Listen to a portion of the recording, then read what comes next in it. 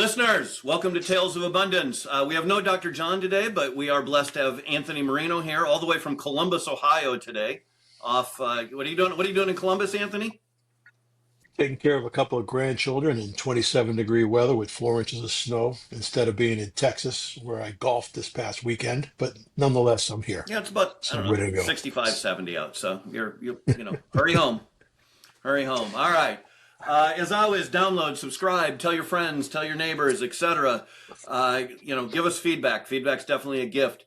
Let's jump into the abundance briefing today, Anthony. We're gonna talk about robotics and automation, and if it's this abundant future or dystopian, or kind of argue both sides of it later on. But as always, let's start with the abundance briefing, and our first topic is the open AI is raising $40 billion, and there are, SoftBank has put in, this is according to Reuters, SoftBank has put in 41 billion, and there's another rumor of 100 billion going in on a $750 billion valuation. So this is big money. This isn't just some money going into a little bit of research. This is even nation states are involved, Anthony, and Saudi Arabia, and this is really kind of the new arms race, I think. What's your Yeah. take on all this? It's not it seems so over my head in the sense of I can't wrap my arms around where the ROI is going to come from or who it's going to come from. So obviously, these are folks that are smarter than I am, and they wouldn't be throwing this kind of money at it. But it does seem to me that it's a bit of a race uh, among people with capital to not be left out. Kind of I better get into this game. Not exactly sure what's coming out of it.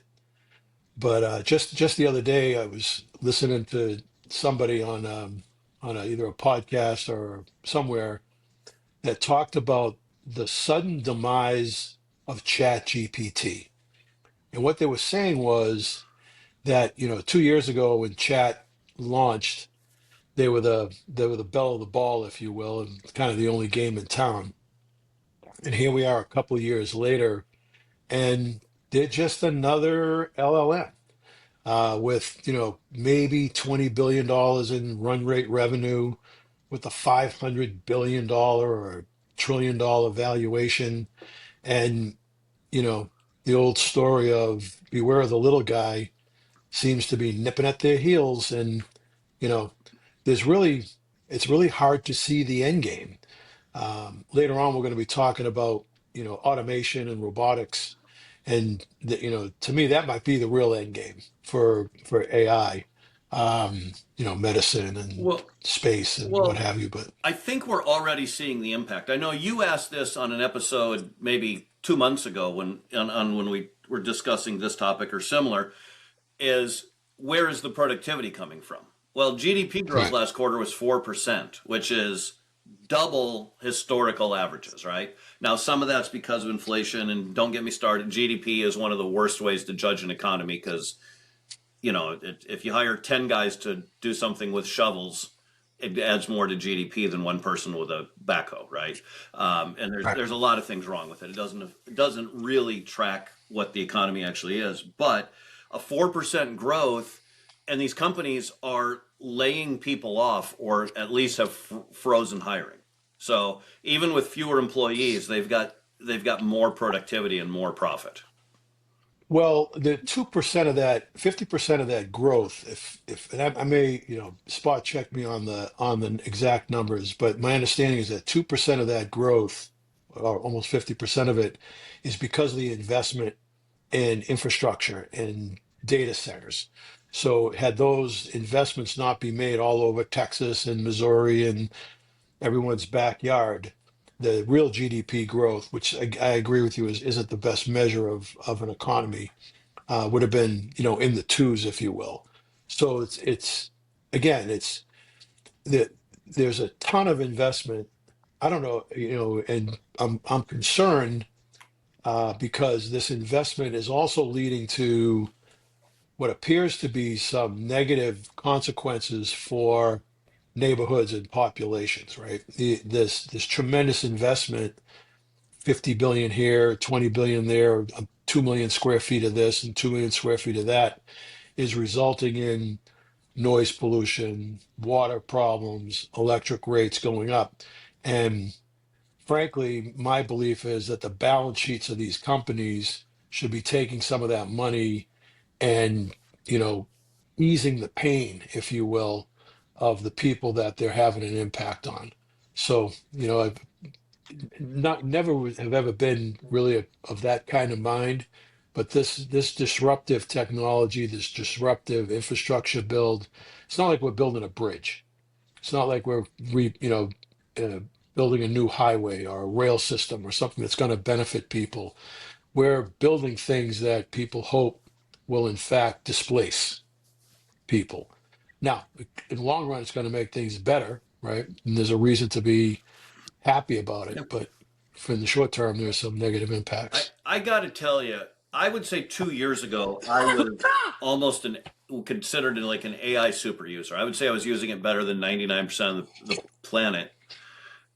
The amount of growth I've had in the last couple of months, I mean, I am using it for some pretty amazing things lately, right? And even this abundance briefing that we're covering right now, it this morning ran a report automatically and did research for like 30 minutes, put it in order, and gave us potential topics. Now, we didn't choose all the topics, but it made it a lot easier than, me, you, John, going through and figuring out topics. So I just, I don't know. I'm seeing the productivity, and I think big corporations have to be seeing it. So let's move to our next topic. Well, Or go ahead. yeah, no, no, I was going to say I think it's elevating my personal skills.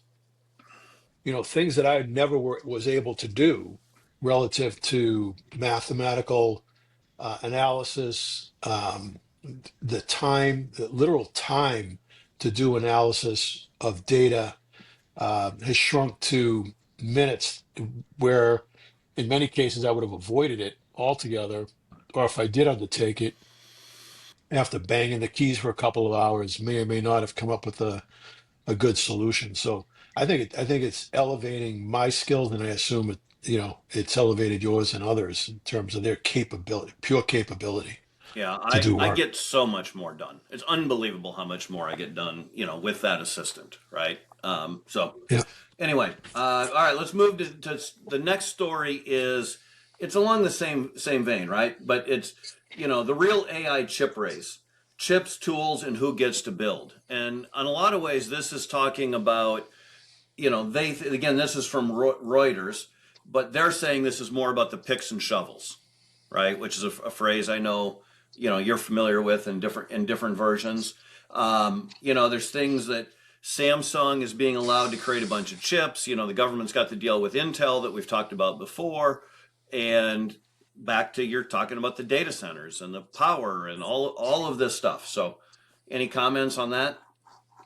Well, is listening to again, there's so much activity out there and so much information, but what are the chips going to do, right? And who's going to do it? So there's a whole discussion about you know gathering the information to create an answer, and then having the right chip that can process that information into an actionable output that someone can use to be more productive. So the whether it's Nvidia or whoever's making the chips that are better at one or the other of those things is really important. And you talk about something that's nebulous.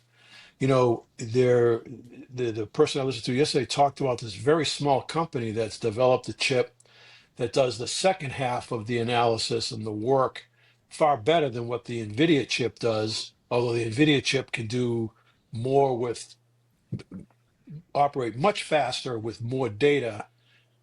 So it's just a wild west of who's going to come out on top on these things, and can we, and who is going to produce them, where they're going to produce them, what are they going to cost, and what are they going to be used for. is all, again, part of this investment, you know, uh, race that's going on. One person said that some of these data centers are going to be unnecessary if these chips become as efficient as they think they can make the chips. They're just not going to need the same amount of power. Yeah, But who my knows? guess is though that the market will swell to fill whatever.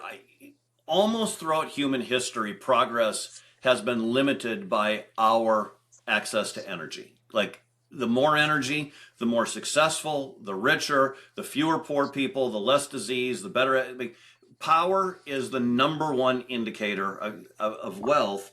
And I'm thinking about it like back in, I don't know the year, but when the sewing machine was made in England, there was this big business of making these fancy stockings, but they were expensive because they were hand woven. The only people that could afford them were pretty much like royalty and really, really rich people.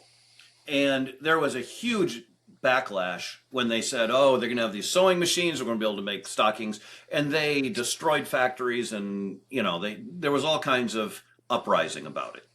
Well, it turns out that after a few years, that not only did the price, the output of stockings went up, and the price went way down so much that within a few years there were like 10 times as many people working in the industry, right? Because it Right. creates.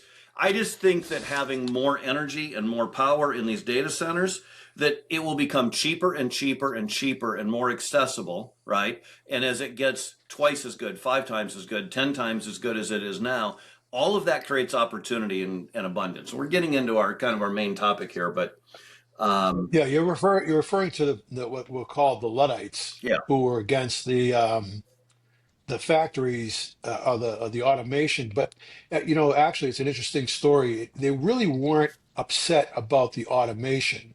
What they were upset about initially was the quality of the product that was being produced.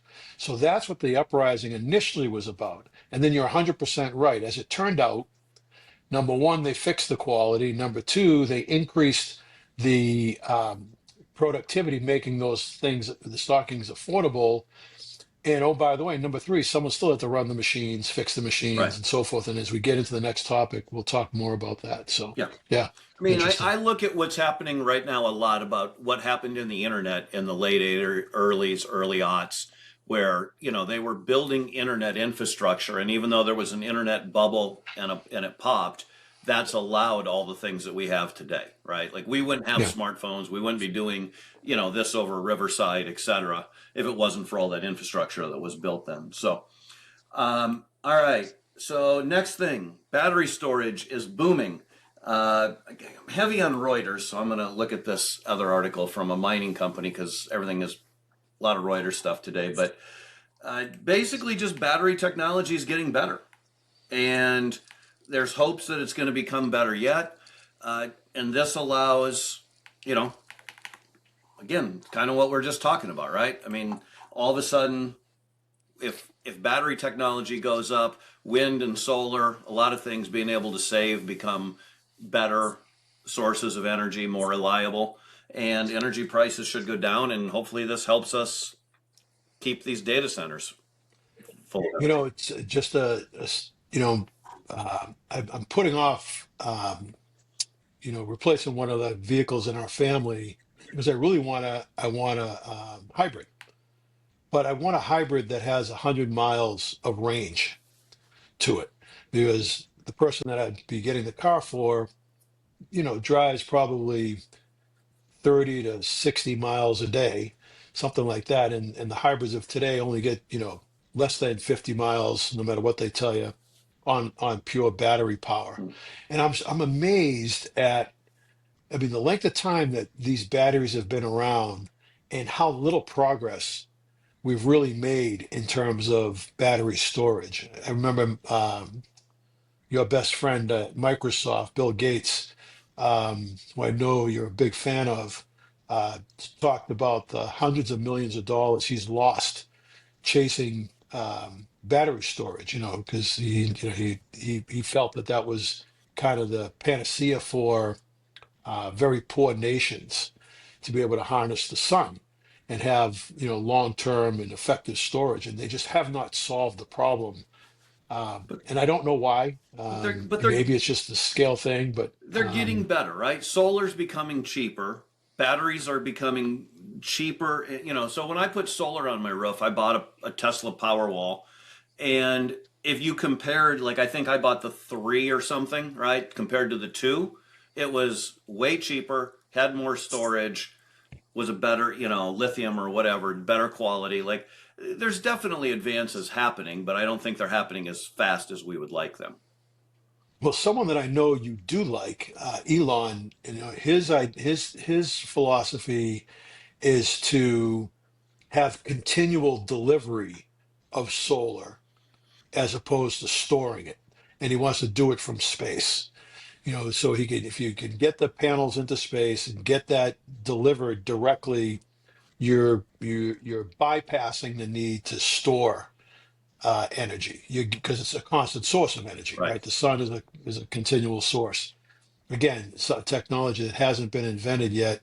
People are working on it, but it's just interesting that something so straightforward. I mean, how long have batteries been around? I mean, I don't know when the first battery was invented. I guess we should know that, but they really haven't changed much Well, in terms it of depends on your definition of a battery, right? Like, for example, really not a dam is a version of a battery, right? Like all the water that gets stored up behind there is potential energy that can be right. produced by opening up and having the water go. So there's different types of energy that, there's another thing with this battery storage that all of the land, let me get this right. So anywhere where there's like lakes in the US and there's big hills around it, people are using to store energy because it's super efficient. If they take the energy to lift something heavy up onto these mountains, the fact of gravity bringing it down ends up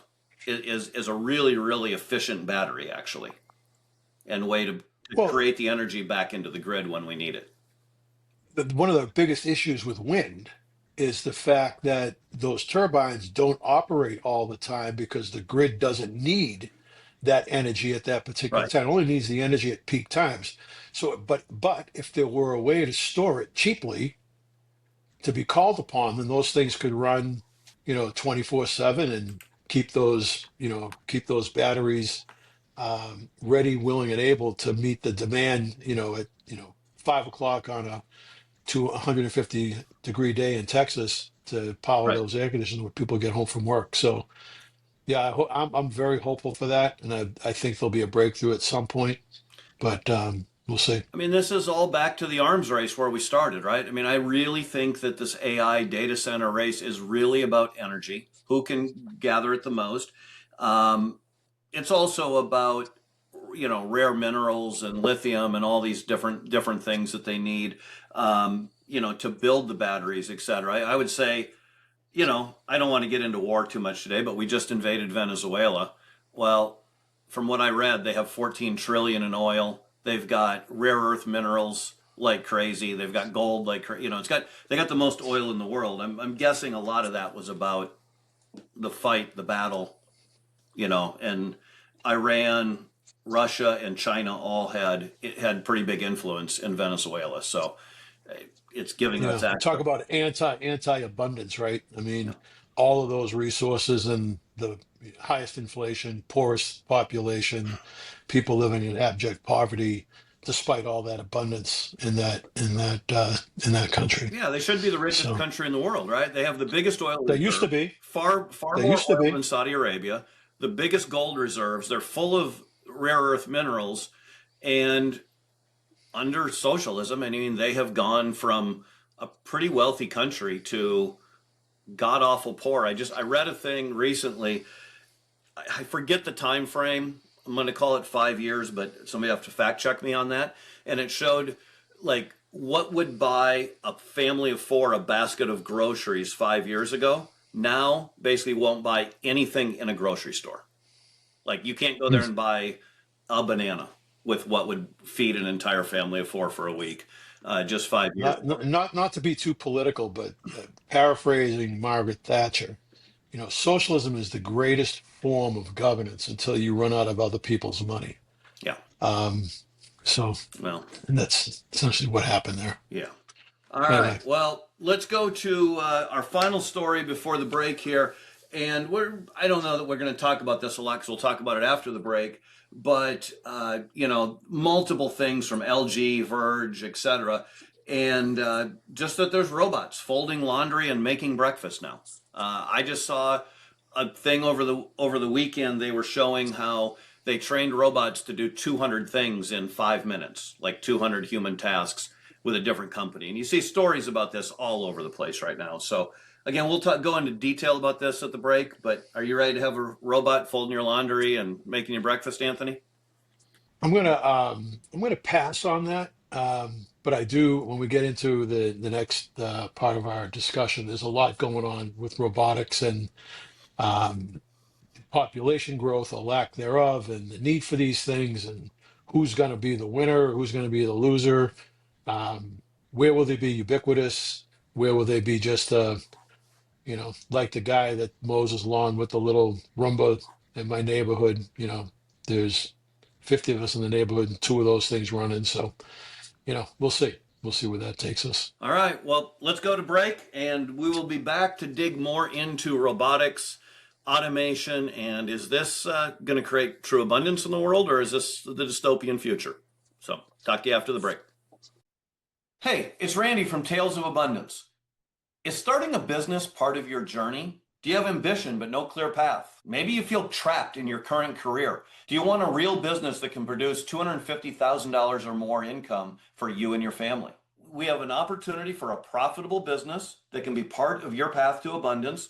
I want to personally invite you to see the proven system we've built. It's designed to give you that freedom and control you've been searching for. Visit premiumcabinets.com/abundance to learn more. That's premiumcabinets.com/abundance. Listeners, welcome back to Tales of Abundance. I'm still here with Anthony, all the way from the cold and the snow of Columbus. See, I grew up in Minnesota. I can't help but rub it in a little. Makes me feel proud. So anyway, Anthony, we've been talking about AI, robotics, automation, and Elon Musk had a quote recently that I think passed around. A lot of people saw it saying that work will be optional in the future. That AI, robotics, automation is going to become so advanced, so cheap, we'll have so much energy that working will become optional for people, right? Doesn't mean you can't work. It will become optional because everything will become cheaper. And that's what technology is supposed to do. That's been happening for thousands of years. Technology makes everything easier. Now, I think part of that we don't see because of broken money, but that's a different story. But there's a lot of other people that think this is dystopian. If you look at any sci-fi movie, you never see the Elon Musk future, really, right? It seems like it always ends up something breaks, something goes wrong. So, what says you? Where do you fall on this argument? I, you know, I have a lot of positive thoughts about it for this reason, and I hope at least partially right in the long term, probably long after I'm gone. But given the fact that we're running out of people, okay, literally running out of people that can support the aging populations around the world, right? We're going to have fewer and fewer qualified workers to do the work. So we're going to need automation. We're going to need, robotics, if you will, call it what you want. I look at it as automation. Um, in our agricultural world, you know, uh, eliminating the need or, you know, lowering the sheer numbers of people needed to harvest our crops, the sheer number of people needed to work in a factory moving metal plates from one rack to another rack. Um, Not to mention, doing jobs that are dangerous. The what elements of a firefighter's job can a robot do? what elements of an infantry or a bomb crew in a in a in a war environment. What can they do? So I see an absolute need for this because we're running out of people. The number of workers necessary to earn enough money and pay enough taxes to pay the retirement, right? The Social Security of the aging population is just not there. Well, So we're going to need to get it somewhere. the other side of that people would argue, right, is that if you automate away all the jobs, the tax base is going to drop even more, right? And how are we going if we don't have enough workers and taxpayers now to pay for all of the things? I mean, there's a reason we're going $1 trillion in debt every 100 days right now. I mean, we're what 5 6 months away from being or less from being a 40 trillion in debt. Well, what happens if robots take all those jobs? Well, someone's got to fix the robots. Someone's got to, supervise those robots. And those jobs are higher paying jobs. So, a $40,000 a year or less, probably a $20,000 a year person um, picking crops in California being replaced by, a robot or two or 10 still has to, have maintenance, still has to have supervision, still has to be guided. And those jobs are going to require talent that are at a higher price tag, right? And because you can't have a robot supervise a robot, you can't have a robot fix a robot. Um, so I never take anything Elon Musk says lightly.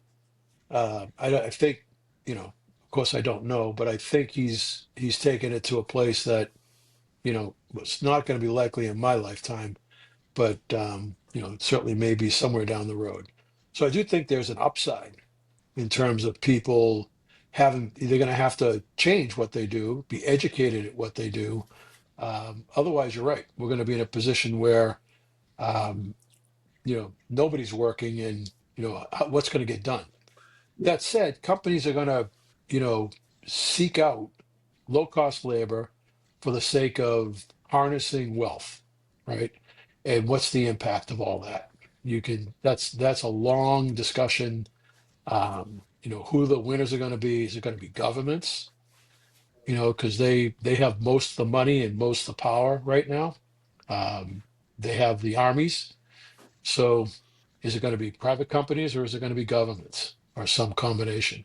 Or are they any different anyway? I'm hoping it's So humans that win, right? That we have Elon's future. We have a world of abundance.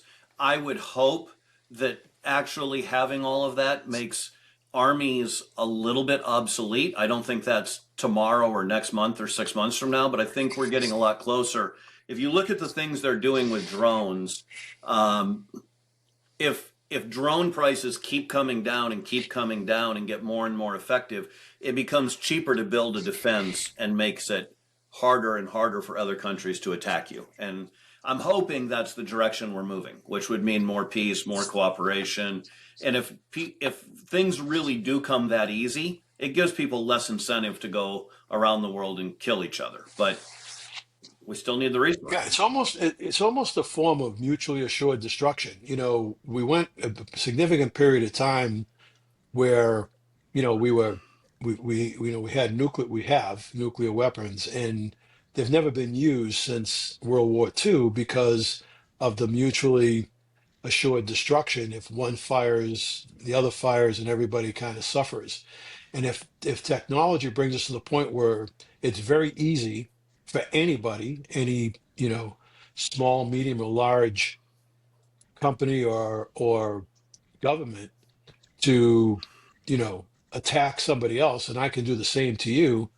It's interesting as I think about it today, that we could be in a position where no one does any of that because it's so easy for them to get wiped out, just as easily as they can try to wipe somebody else out. Now, the world is always full of evil, um, and so there's still that concern, and we have certain elements of our world where um, people are determined to destroy a particular ideology. So who knows? But you're right. Certainly warfare. You know, uh, jets, pilotless. The Chinese already have um, autonomous ships. So Yeah, somebody I can't remember. I think it was Ukraine used underwater drones to sink some Russian ships recently. yep. If you can, it's funny. I was watching a football game, I think Saturday night, and they cut to a scene where it was a Air Force or Navy base, and there was a really really sexy jet, like fighter jet, in the background. And my friend's like, "Wow, look at that thing! That thing's awesome!" And my thought, and I told him at the time, I said, "Yeah, and we probably should stop building these. Like that jet is tens or hundreds of millions of dollars or whatever. Like, how is that jet going to beat the 10,000 or 100,000 drones that you could build? You know, it's just it's going to get overwhelmed by pure mass or number of drones. It seems to me that building all of these huge ships, huge planes, expensive stuff is something that's a little outdated. I'm not an expert in this area, but one big ship or one big plane can't beat 100,000 little drones, I don't think. So, Well, I mean, you've got this situation where you talk about displacement. The whole all of this discussion has been about lower, um, lower on the salary scale, people being replaced. What you're talking about is giant companies like Lockheed and Raytheon being completely displaced because who builds those big, ugly, expensive 20 billion dollar defense systems? If you can build a drone in your driveway or in your garage that's just as effective as the Ukrainians have sorted out, then those big companies are going to be displaced, and that's a irresistible object against an irresistible force, and what's going to happen there and how that's all going to go down well, is going to be very, very interesting. I mean, the military industrial complex in 30 years is going to look very, very different than it looks today, somebody will and still who are be the winners and somebody losers. somebody has to make the drone still, right? Like whether you're Right. making one big plane or for the same money making 100,000 drones, somebody's still got to produce it. Now maybe that is the robots and automation and more, but there'll still be people involved in the process. But we know from history, right? And let's use IBM as a perfect example. You know, the most brilliant minds, right? The more resource than anybody could imagine back in the late 70s, early 80s, completely missed on the personal computer, right? I mean, they gave away technology. They completely missed it. So, upstarts like Apple and Microsoft and uh, Wang Computers and all these companies spun. I always, you guys hear me say it all the time: beware of the little guy. So it's going to be a little guy that becomes a big guy, over a 5 or 25 year period of time. They're going to produce this technology and these replacements for what these big guys are after, because these big guys are just not adroit. They're going to hold on to their cash cows. A $20 billion fighter jet. It's going to take a tremendous amount of effort by those companies to start making 10,000 drones a year to earn that $20 billion.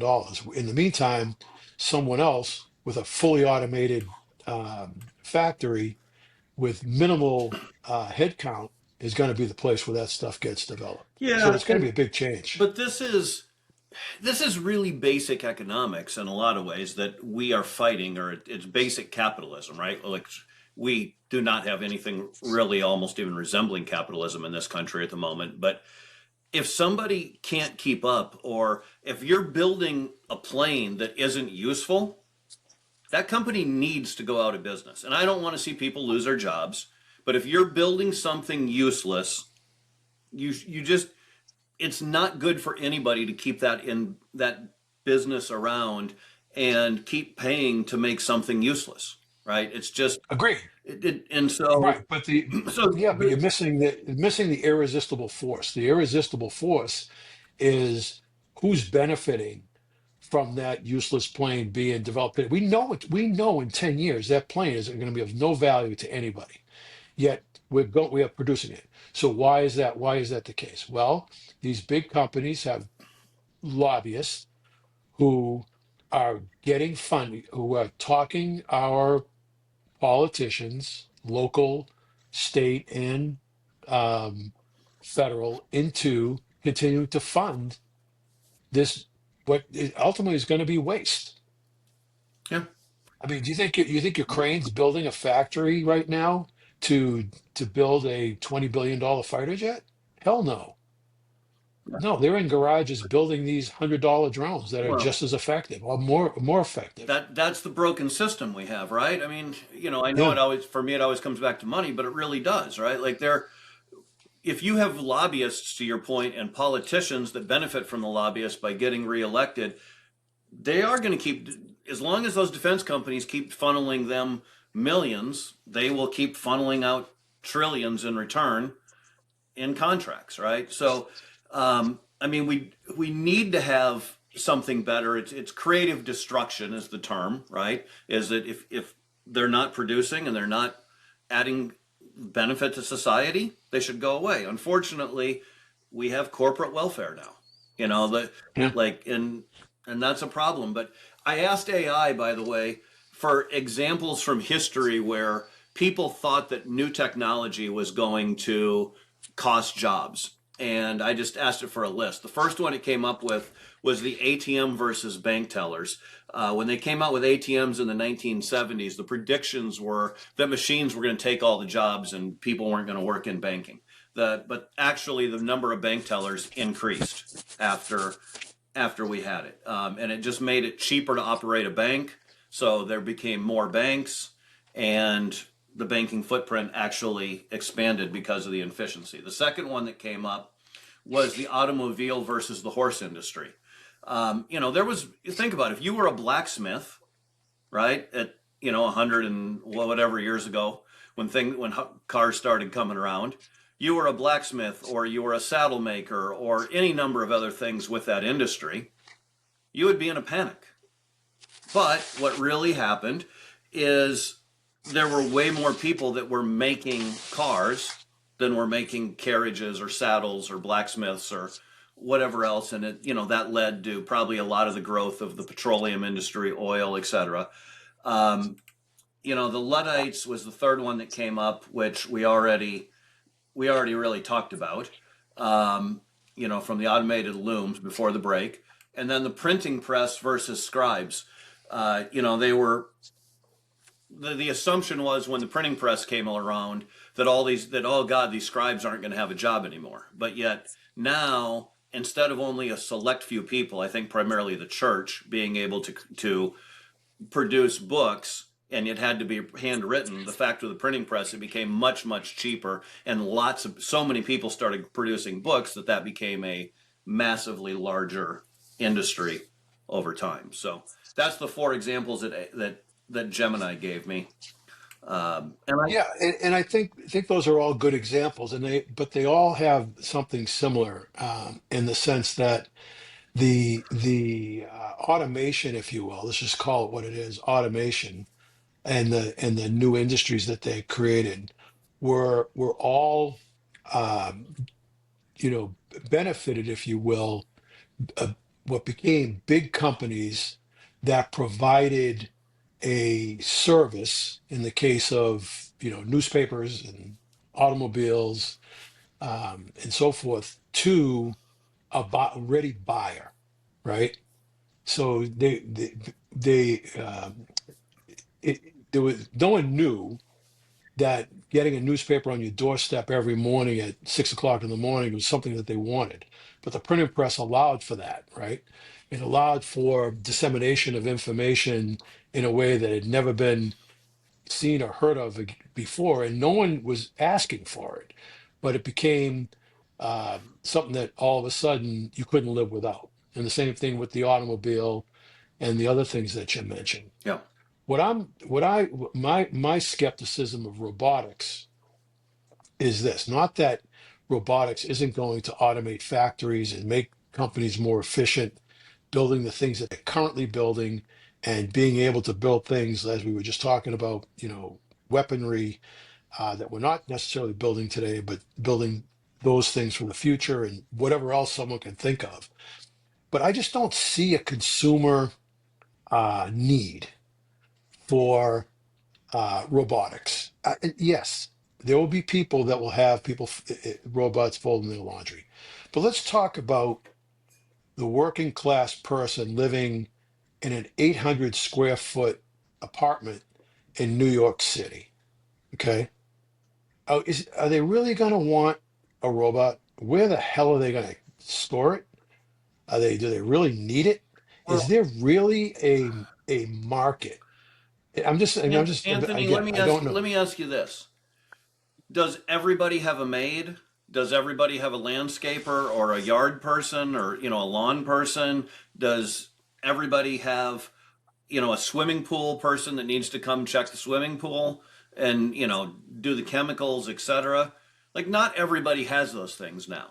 But there's plenty of people that have maids. And if you look at places in like, you go to countries that are much poorer than here, and the percentage of people with housekeeping staff actually goes up because the wages and the cost of doing it is so much cheaper. So I think there's a small percentage of people in this country that currently say have a maid, but if you could get a robot to do it for a fraction of the price over time, many more people would choose or opt into having that service, is my opinion. Yeah, and I'm not disagreeing with that, but I just don't see. I, who knows really nothing about the future, I don't see that as scale.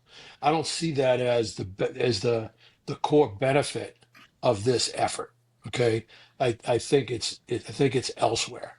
And the example I'm going to give is this: I was in China in 2002, and I'll get these numbers not exactly right, but there was something like 80% of the population had an annual income of under $1,000. Okay, that was their annual income, or it was something in that neighborhood. And the reason for that is they were all working on family farms. They were in agriculture, and the Chinese at the time saw human labor as much more um, cost effective than buying John Deere equipment, and to harvest their fields and so forth. I can tell a story about seeing people in fields next to factories that were pouring waste into the fields, and it was an awful situation. And then the Chinese said, "Wait a minute, if we increase our manufacturing capacity, we can be a provider of inexpensive products to the world, and this is going to grow our economy faster." So what they did was they moved people from the farms into the Nike factories, into the GM factories, into the BYD factories, and subsequently bought all that John Deere equipment to harvest their crops and so forth, and grew their economy by moving those people into something else. So where I'm going with that is it's a form of robotics, right? We took people, we put them into very efficient factories, they managed those factories, and we replaced them with a robot that was going to harvest our crops. That's where I think the opportunity is for us, in robotics, in terms of the real economics that someone can cash in on. Yeah, sure, someone's going to develop I forget her name from the Jetsons, the robot lady. Yeah, those will be out there, but that's not where the scale is. That's not where the billions and billions of improvement is going to be. Someone folding my laundry or emptying my dishwasher. It's a nice to have, but the real gain in these robotics are in creating new consumer products at a very inexpensive price. Um, that's going to change. That's what's going to change the world for us. Not someone folding my laundry. It's just how I feel, I'm not, or cutting my grass. on one hand, I'm not disputing what you're saying. And I would say it's yes and, right? Like it doesn't have to be one or the other. It can be that, somebody chooses that, oh God, I'm tired of unloading the dishwasher or folding my laundry, and that robot really changes their life, or they hate mowing their lawn, or whatever it is, right? That they have them do. Somebody else, a company, there's all kinds of companies now that are using these. I think I heard the other day a third of Amazon's workforce is now robots. And my guess is it won't be that long before it'll be two-thirds of their workforce is robots. So it could be being used in that. It could be used for war. It could be used to, save a firefighter from having to go into a burning building where the robot can do it and save a person. Or, there's a zillion ways that this could be used. And I think they're all good. And I'm just for let the free market. If people, maybe I'm wrong. Maybe people agree with you and they're not going to get it to fold their laundry, right? But I think that if that's what people think and that makes their life better, then the world's a better place. Well, you finally said something I agree with, um, It only took which 10 is years. let the free market decide. Yeah. Yeah, I mean, let's see what happens.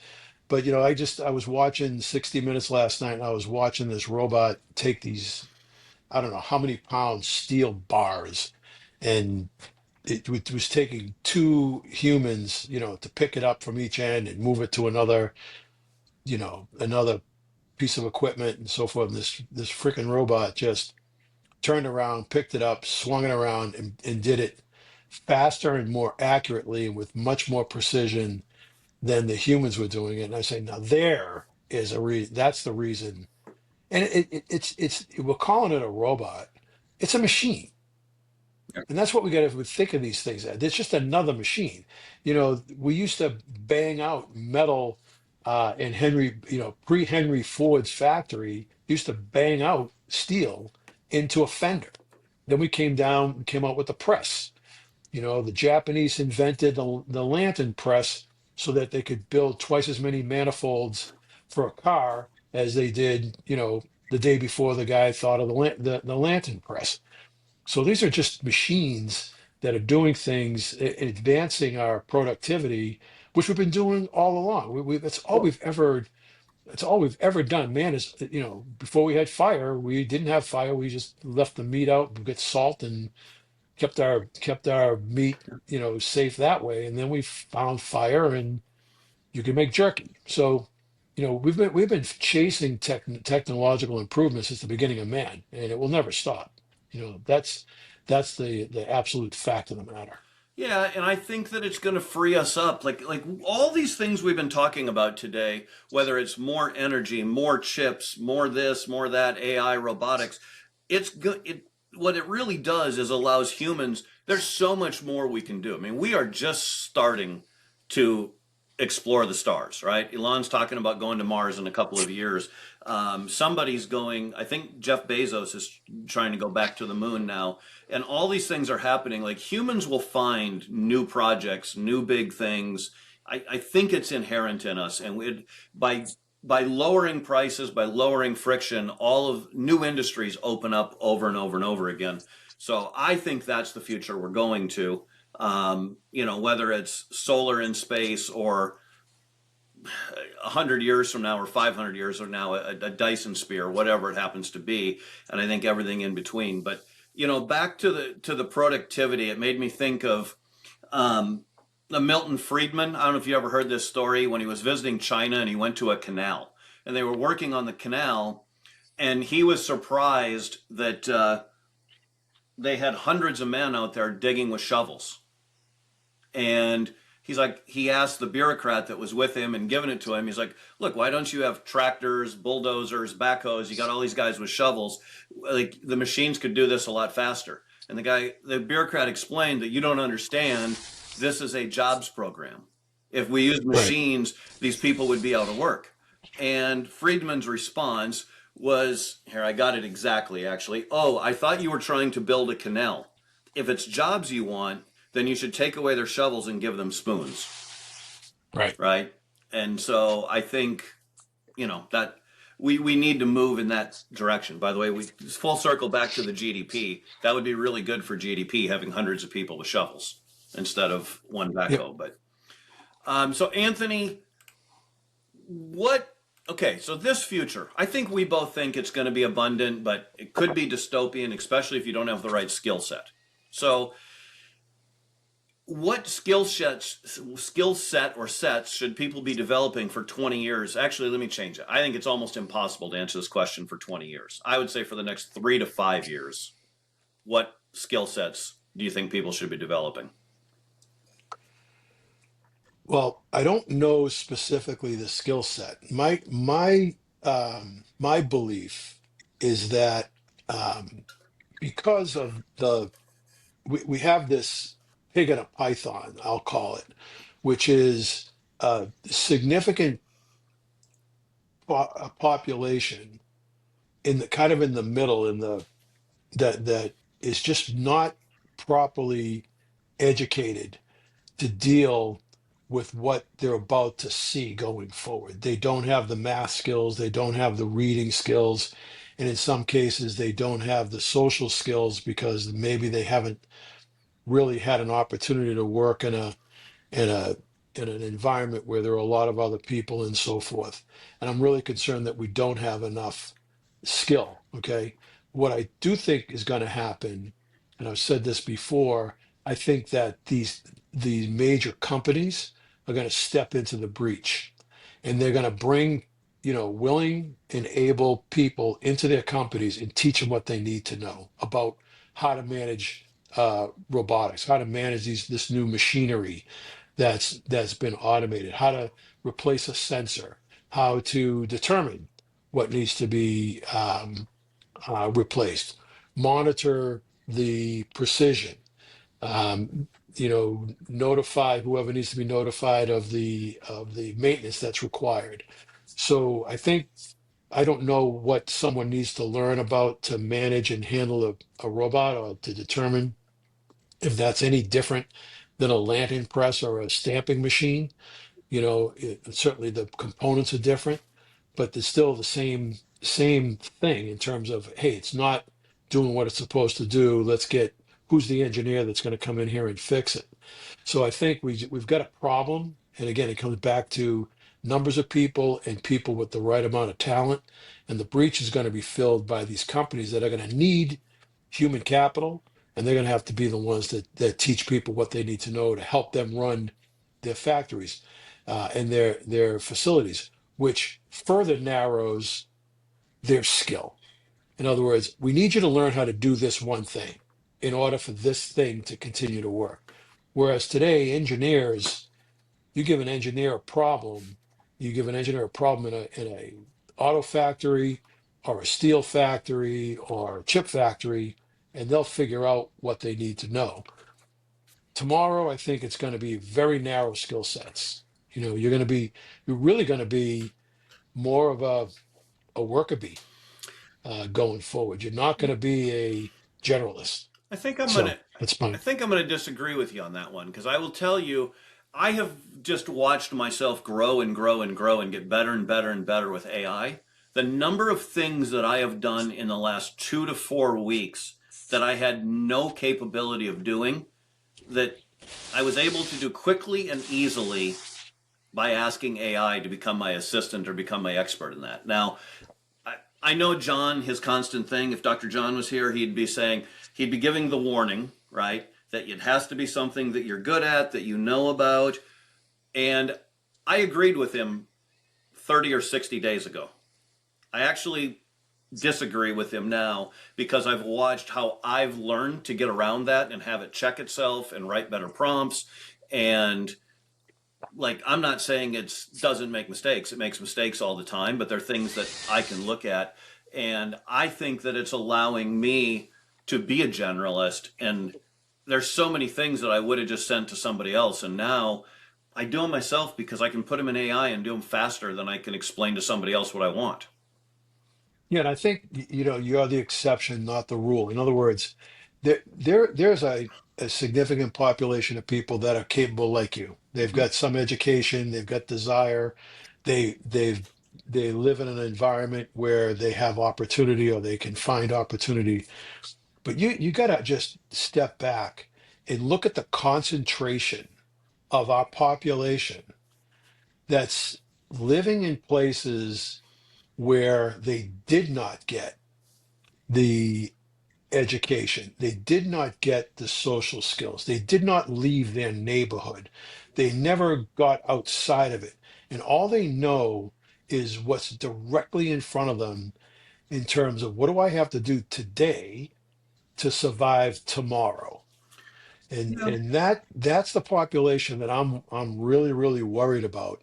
And I don't have a solution for it, but it's millions and millions of people, and they're not being replaced in either numbers, right? Because our birth rate is below replacement, and that and with that comes they're not being replaced by people that are more capable. Well, So it's a cycle that's continuing. That I don't know if I'm right. I'm I just have this feeling that we're just running out of human resource. well, Anthony. Okay, I think the greatest thing we can do for that group of people is give them opportunity to create real opportunity in the world. And whether that Mhm. means through increased robotics, energy, AI, that the barrier to starting a company becomes easier, that somebody that grows up, whether they grow up in the inner city or they grew up in the hills of Appalachia or whatever, and never really had a chance growing up, now there's access to it much easier, much more cheaply. So I, I think that's the greatest thing we can do for those people is give them true hope, opportunity. Hell, it's what this country was founded upon, right? Like immigrants that Right. came here, they came here with zero promises. They were almost all dirt poor, but they had an opportunity to be more in America. To me, that's what America is really about. It's very different than how we treat immigrants now, and we're not going to get into that, but it's anybody that wants to come here and have an opportunity to build the American dream, I think we should welcome and put our arms around. As far as the education, you know, I listened to a podcast the other day, and this lawyer, very successful lawyer, she was telling her son, don't go to college, become an electrician. You will make way more money than going to college, and you'll make more. And, she was talking about how in the short term, there probably is more money in being an electrician than being a lawyer, right? And you don't have to Yeah. go through however many years of college. So that was her advice. But I do think that college needs to probably get back to how to think and the classical education that, is more traditional if we go back throughout time. And we need to get away from this Prussian system that was made, the current education system we've talked about before. It was created for people to initially go to war in Prussia, and then for here, we turned it into creating people to Man. work in factories, right? Yeah. And Yeah. we need to get back to You teaching know, people how to think and how to problem solve and how to make good fundamental decisions from first principles. I don't know if this is a fact or just something that I, you know, personally believe, but there seems to be less mobility in people today. So how do you take, I mean, there's no data center being built, on the outskirts of New York City or Chicago or Washington, D.C. or Memphis. I mean, then maybe there's one in Nashville, I guess, but Elon's got one down there. But there's no, where are these people going to go? If they're not mobile, if they're not willing to pick up and move to, West Texas or Dallas or wherever we're building this new economy, then they're not going to have that opportunity. And I feel terrible about it. I really do, because But mobility gives you an op gives in and of itself gives you an opportunity, because you could pick and choose but where you mobile to. But people will be mobile for opportunity. Like, again, go back to the people that really built this country and that immigrated. Look, I'm more than half Swedish. Most of the Swedish people that came here when Sweden had, similar to Venezuela, they went from the richest country in the world to they turned very socialist and went to the poorest country in the world. There were people starving, and they fled for America for opportunity, right? And they were willing to move because there was something better over there. And people still do it. Like some people go to Dubai or they go to Japan or they go wherever for a job. Well, most people don't do that because most people aren't offered that, right? They haven't put themselves in that position. So, again, I'm concerned about them too, but I think the way to help them is by making it easier, by making opportunity. And the other thing that's happening, Anthony, that, again, back to this theme of this isn't capitalism. If big corporations write the rules and write the laws and you want to compete with them, in a lot of industries, you just can't anymore. You can't start Right. because it costs too much money and you can't afford the lawyers and to buy off the, bureaucrats or whatever you have to do that the big banks, big pharma, big corporations can do. It's not, it's really, really hard for poor people without resources to compete in those arenas when it takes millions or sometimes hundreds of millions or billions of dollars just to start the game. Yeah, I keep coming back to, the talent, right? So we just had some number of millions of people over the last 4 years or so do exactly what you said, chase a better life, right? This population, say what you will of them, right or wrong, journeyed with great difficulty to come to a better place. But did they come to a better place for opportunity, or did they come to a better place because there was free stuff? I find that to be, I wonder, I don't know for sure. I'm sure it's some of There's both. some But of the both. people you'd refer to, well, but the people you refer to that came from Italy and came from Germany and Sweden and Norway and France and uh, Eastern European countries in the early 1900s, there was no welfare system. Right. The only thing they had here was tough work.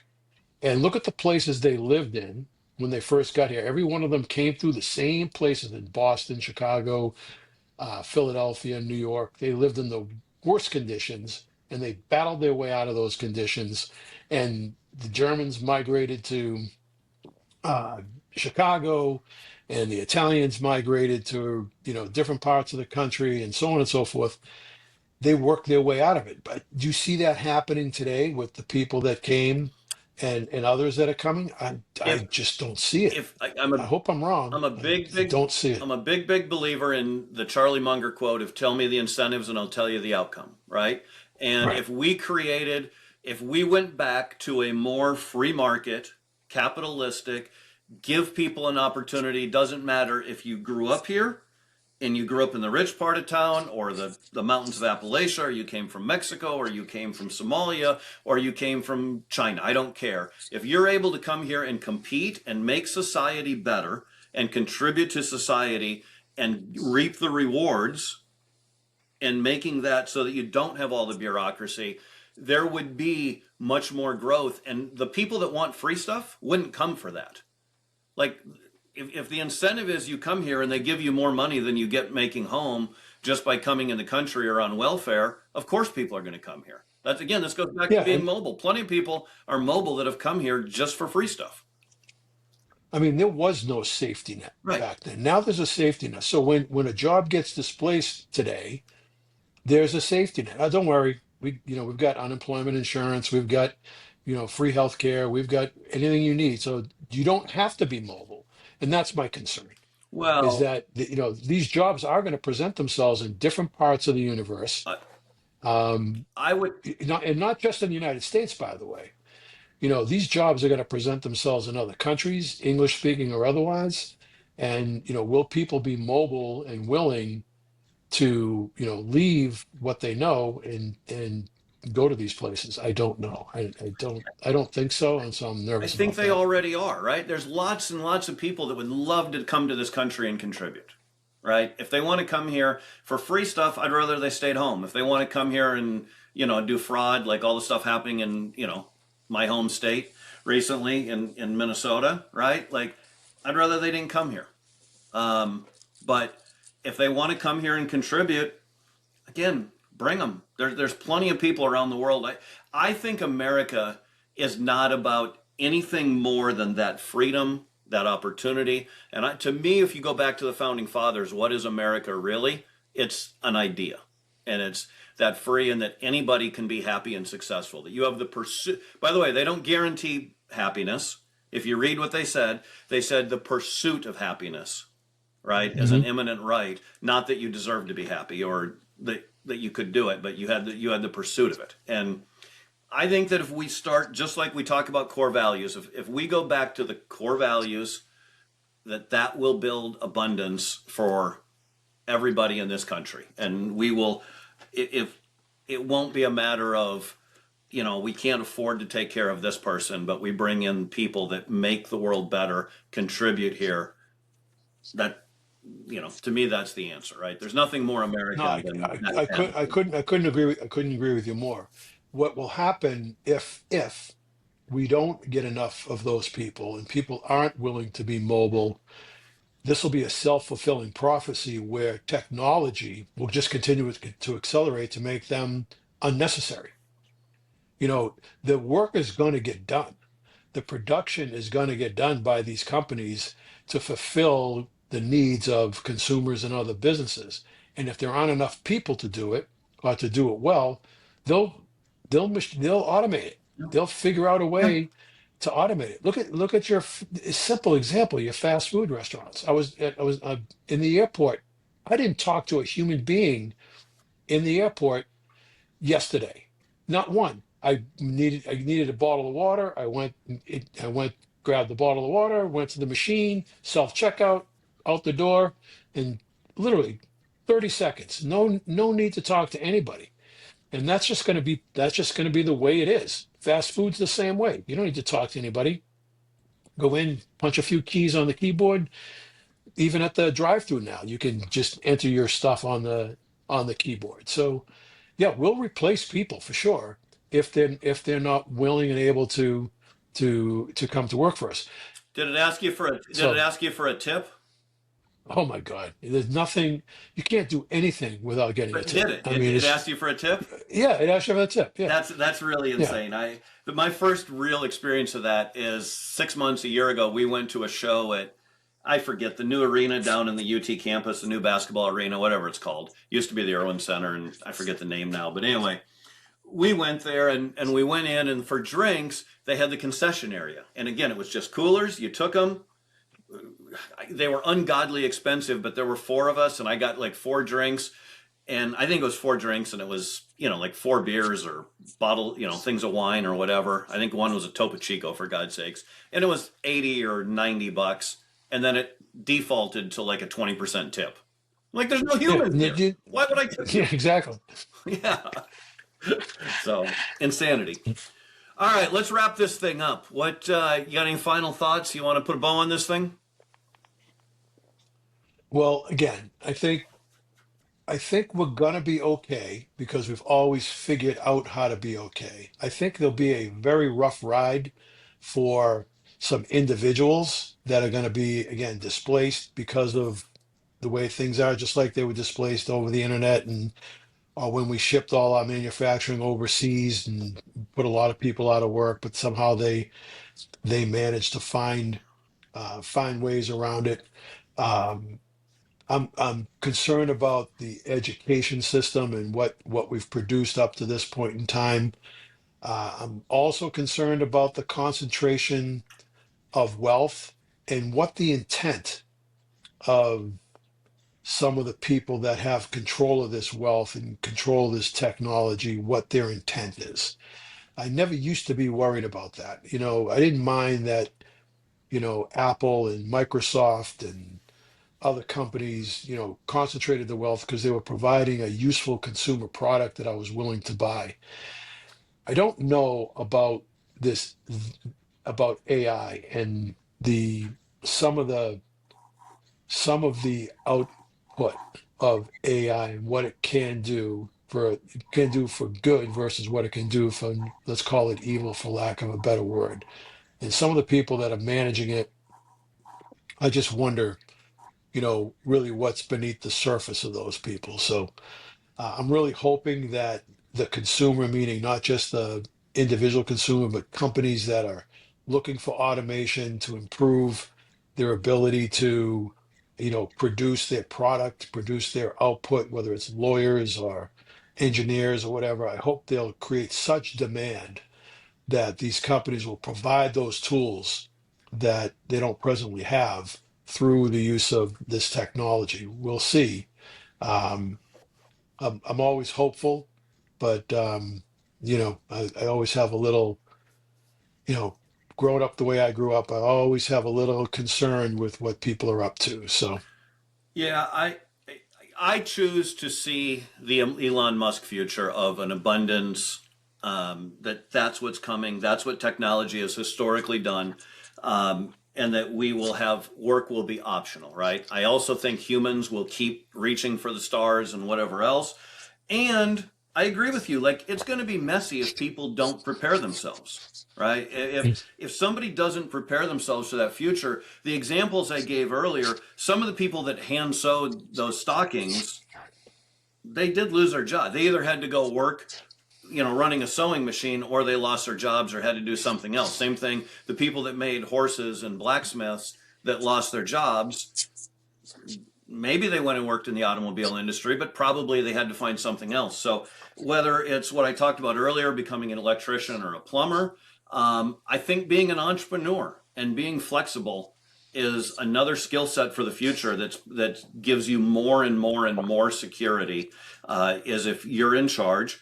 And I guess my last thing I would say to people is I think that if you're not spending an hour a day learning AI right now, you're doing yourself a disservice. I don't care if you right. have never used it or you are consider yourself a super user. You should just be spending an hour a day minimum trying to get better at it. I think that is the skill set that is really going to be in demand and is really going to guarantee you have a place in whatever this new economy is. Yeah, I would agree with you 100% there, and I would use this term. I would keep my head on on a swivel, and I'd be looking around constantly for opportunity. What's coming my way? Yeah. What did I just see? Let me understand. Let me dig into what I just saw, what I heard, whether it's in the healthcare industry or engineering, whatever the case might be. What's coming next? What just happened? Because things are happening. They've always happened fast, but there are some things that are happening. I mean, so fast. Yeah. I mean, um, and it's surprising. One of the things that's really is caught everybody off guard, and no one's really talking about it. Is everyone when these LLMs first came about, all predicted the end of Google, right? And they said Google, yep, they're gone. Their search. Uh, guess what, guys? Not the case. Google had their head on a swivel, figured it out. Yeah, maybe a little slow to the upbeat, but man, they're doing just fine. Yeah. So again, winners are winners for a reason. Yeah. And bet what is it? Bet on the cowboy, not the horse. So Yeah. I would keep my head up. I, and by the way, I think with that, it's okay if people feel overwhelmed right now. Like I think Yeah. to your point, be adaptable. I would say I'd summarize your last Mm. things. Be adaptable, be ready. But it's okay to be overwhelmed. Again, I was listening to a thing and I can't remember the guy's name, but he was the primary AI engineer at Tesla and is probably more responsible for self-driving than anybody else. Well, Elon funded it and had the vision, but this is the guy that kept the trains moving on time. And so this guy is one of the elite AI people in the world. And he said, he goes, things are changing so fast. He's like, I can't keep up. And I'm overwhelmed and I feel stupid and behind. So if you're just learning this stuff, realize it's moving fast. And if you want to be an expert, I really think that if you put time in and continually learn, you can be an expert in this area really, really quickly, starting from nothing.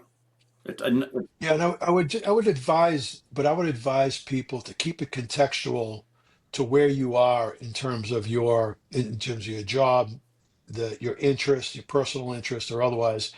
This is you can't be everything to everybody in AI because it's got to be conditional to where you are and what you're doing in your day-to-day life.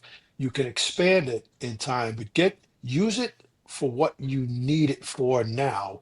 Learn how to use it and then expand into other things and learn more as you go. Take it slow.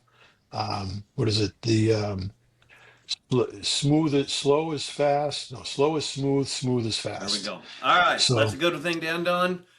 Listeners, if you're still here, you like us, go download, subscribe, tell your friends. I don't care. Apple Podcasts, YouTube, Spotify, wherever you go, please give us a follow, give us a thumbs up. We greatly appreciate it. You can always check out the podcast, talesofabundance.com, for free tools, things we like, etc. Anthony, it's been a pleasure, and I will all talk mine. to you next week. Listen and subscribe to the podcast wherever you get your podcasts. Click follow for more content like this, or go to talesofabundance.com to join our community and get free tools.